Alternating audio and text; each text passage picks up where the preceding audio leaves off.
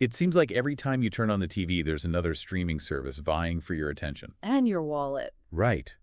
But has anyone else noticed that it's Roku that's quietly coming out on top?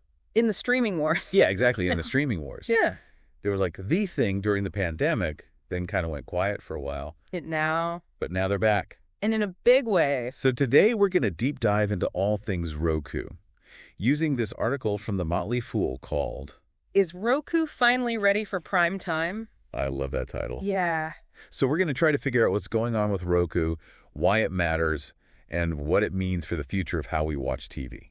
And I think a good place to start is with Roku's latest earnings report. Yeah, they just released their numbers for Q4 2024, and people were impressed. to say the least, right. I mean, 22% jump in overall revenue. Not bad. That's over $1.2 billion. Yeah, and it's not just the top-line revenue that's got people talking their platform revenue. No, remind me what that includes again. So that's things like advertising and subscriptions. Got it. That surged by a massive 25%. 25%. 25% reaching over $1 billion. Wow, so it seems like they're really shifting away from just selling those little black boxes. The hardware. Yeah, the hardware. Exactly. It's becoming more about the platform they're building. So they're not just a hardware company anymore. Not really. I mean, the boxes are still important. Sure. But Roku is really laser focused on creating this powerful platform. Okay, so what does that actually mean? What are they trying to do? They want to be the central hub for all your streaming needs. Like the one place you go to access everything you want to watch. I can see why that would be appealing. Right. No more jumping between a million different apps. So how do they actually make money from this platform approach? It all comes down to ARPU. ARPU. Yeah, average revenue per user. Right.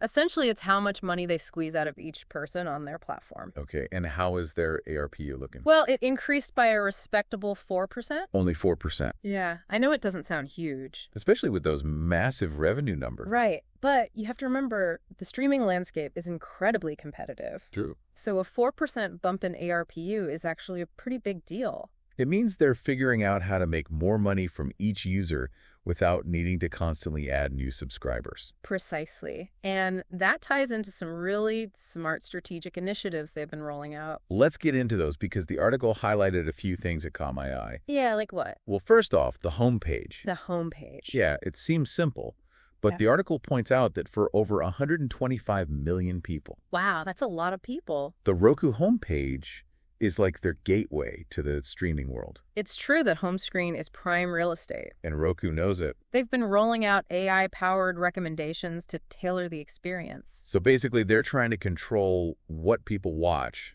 by influencing what they see first. You could say that. Is it actually working? It seems to be. Those subtle changes are driving user engagement and boosting ad revenue. Clever.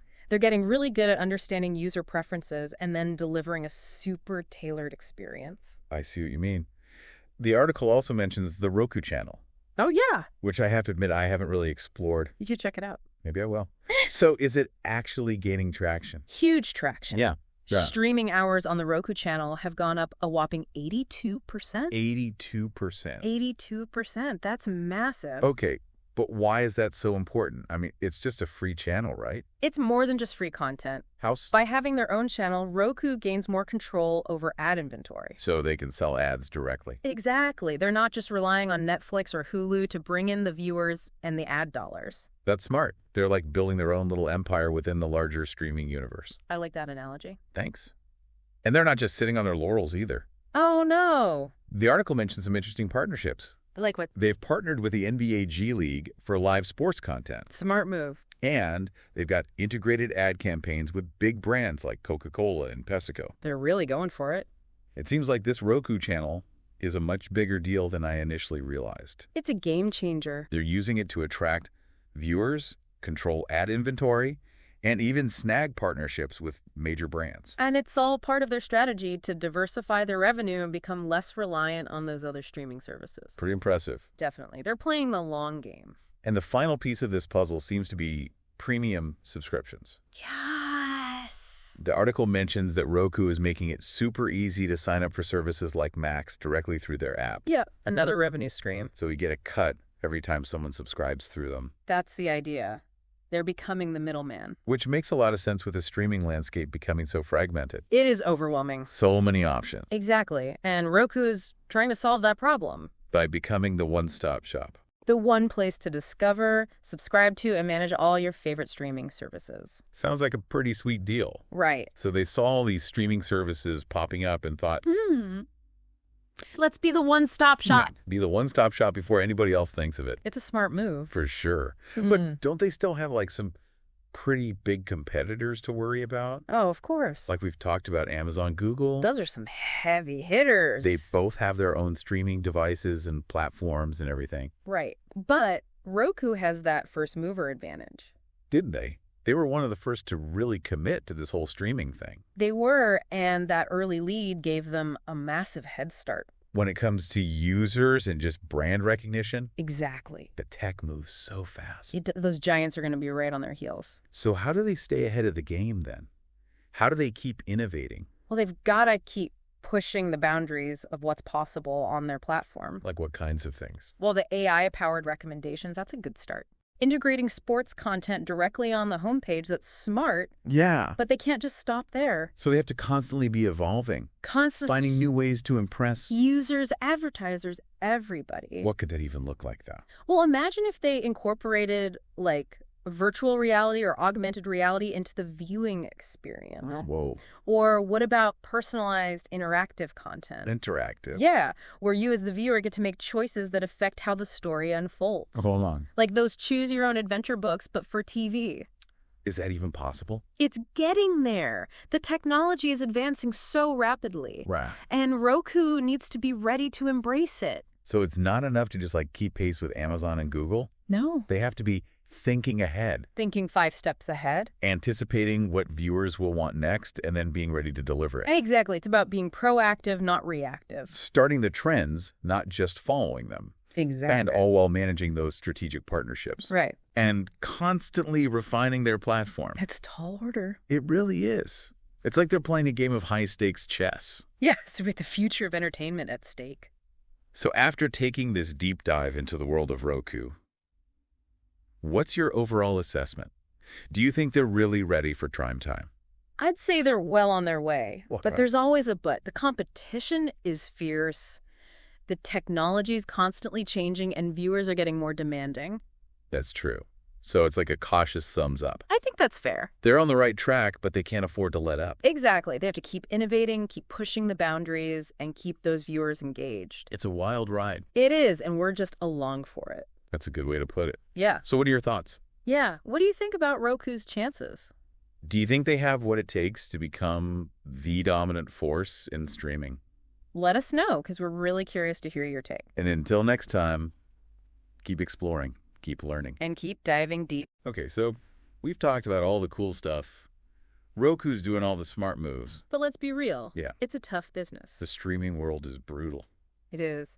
So what are some of the biggest hurdles Roku might face in this whole quest for streaming domination? Right. Well, I think the most obvious challenge is those big tech giants we keep bringing up. Amazon, Google. Exactly. Yeah.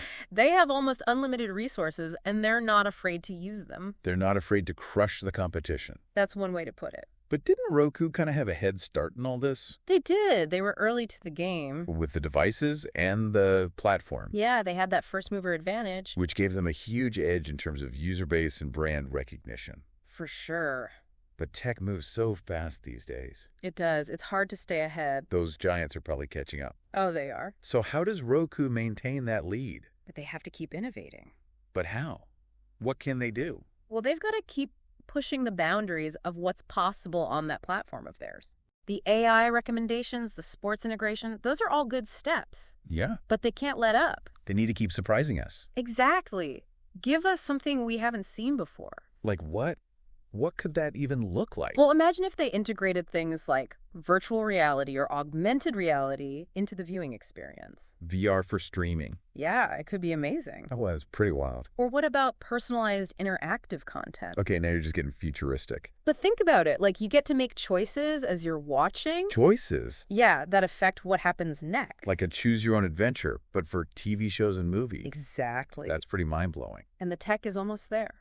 Wow. So Roku really has to be ahead of the curve. Way ahead. They can't just react. They have to anticipate. Anticipate what viewers will want next year, 5 years from now. It's like they have to predict the future. Kind of. And then be ready to deliver on it. And all while juggling those partnerships. Right. And constantly improving the platform. It's a lot. It's like they're playing 3D chess or something. Strategic thinking is key. They have to be willing to take risks. Calculated risks. Yeah, but still risks. If they want to stand out from the crowd. So after all this deep diving, Yeah. what's your final verdict? Is Roku truly ready for prime time? I think they are. Really? I do. Their growth has been impressive. They really understand the streaming landscape, and they're not afraid to innovate. Yeah. There's always Of course. The competition is intense, the tech keeps evolving, and viewers are fickle. They are. We want it all. So yeah, it's a cautious thumbs up. Like they're on the right path, but they still have a lot of work to do. Absolutely. Roku has a ton of potential But they have to play their cards, right? to really become the king of the streaming world. That's a great way to put it. Yeah. So what do you think? Do you think Roku can pull it off? Let us know, because we're genuinely curious to hear your take. Mm-hmm. And until next time, keep exploring, keep learning, and keep diving deep.